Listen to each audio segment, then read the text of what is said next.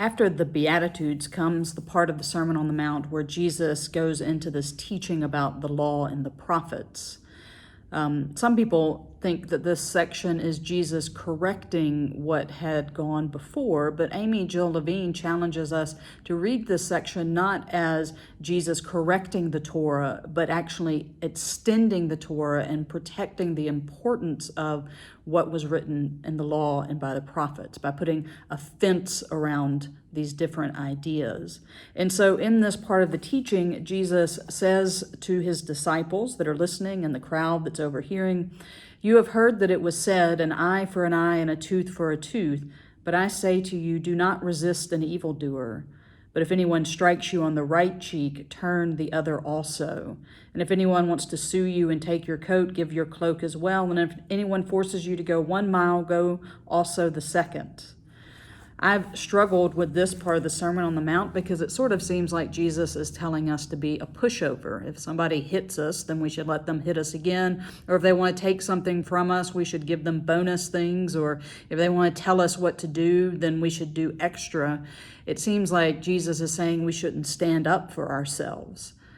Amy Jill Levine, in writing about this particular part of the sermon, points out that actually what Jesus is doing is inviting his followers to really claim their power, right? In a system where everything seems stacked against you, when you are facing the power of Rome or the state, the one thing that you do have absolute power over is how you respond.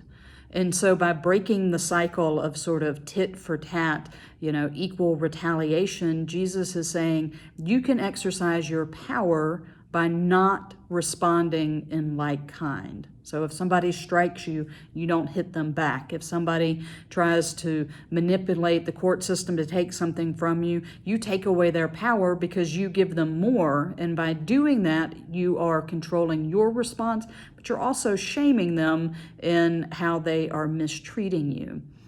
When I hear turn the other cheek, I think about like my grandmother basically telling me to get over something. When somebody was mad at me, she would say, well, you need to turn the other cheek, you just have to kind of move on.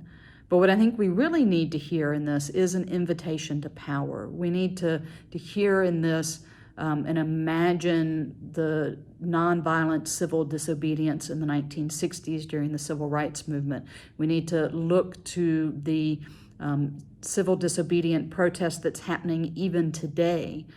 The reason why that is so impactful when someone stands up against the power of the state or the power of the Klan or the power of hatred in this non-violent way is because they are breaking the system that's designed to be built on retaliation and designed to be built on one person holding all the power.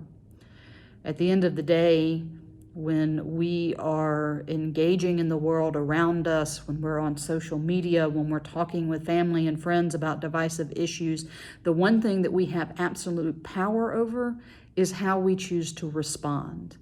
And do we respond as followers of Jesus, as those that are blessed because we are poor in spirit, blessed because we are peacemakers?